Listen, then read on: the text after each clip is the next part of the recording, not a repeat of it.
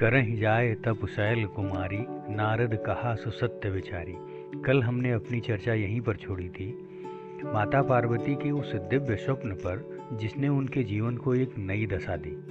आज हम उस रहस्यमयी उपदेश को सुनेंगे जिसने एक राजकुमारी को तपस्विनी बनने का साहस दिया। स्वप्न में आए उस दिव्य ब्राह्मण ने माता पार्वती से कहा कि जो कुछ नारद जी ने कहा है वह पत्थर की लकीर है, उसे सत्य मानो। लेकिन उस सत्य को प्राप्त करने का मार्ग केवल एक ही है, वह है तप। आज की चर्चा केवल एक पौराणिक कथा नहीं है, बल्कि यह तपस्या की शक्ति का वह विज्ञान है जो सृष्टि के कण कण को चला रहा है। उस दिव्य ब्राह्मण ने माता पार्वती से कहा, उसे गोस्वामी श्री तुलसीदास जी लिखते हैं क्या, करहि जाई तपु शैल कुमारी, नारद कहा सुसत्य विचारी।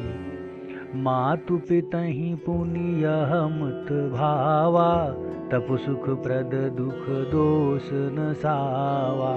हे पार्वती, नारद जी ने जो कहा है उसे सत्य समझकर तू जाकर तप कर। फिर यह बात तेरे माता पिता को भी अच्छी लगी है।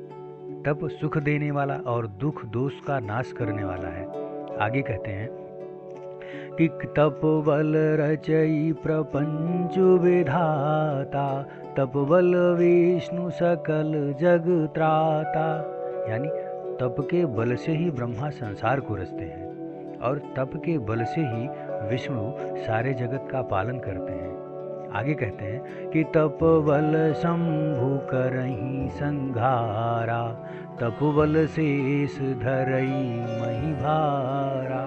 यानी तप के बल से ही शंभु जगत का संहार करते हैं और तप के बल से ही शेष जी पृथ्वी का भार धारण करते हैं। तप आधार सब सृष्टि भवानी, करहि जाई तपुअस जिय जानी। यानी हे भवानी, सारी सृष्टि तप के आधार पर ही है, ऐसा जी में जानकर तू जाकर तप कर।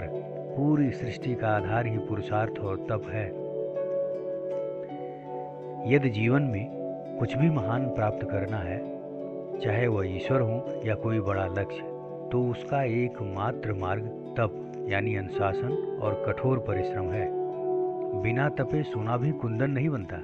यह प्रसंग हमें सिखाता है कि आराम और सुविधाओं के त्याग के बिना दिव्यता की प्राप्ति संभव नहीं है।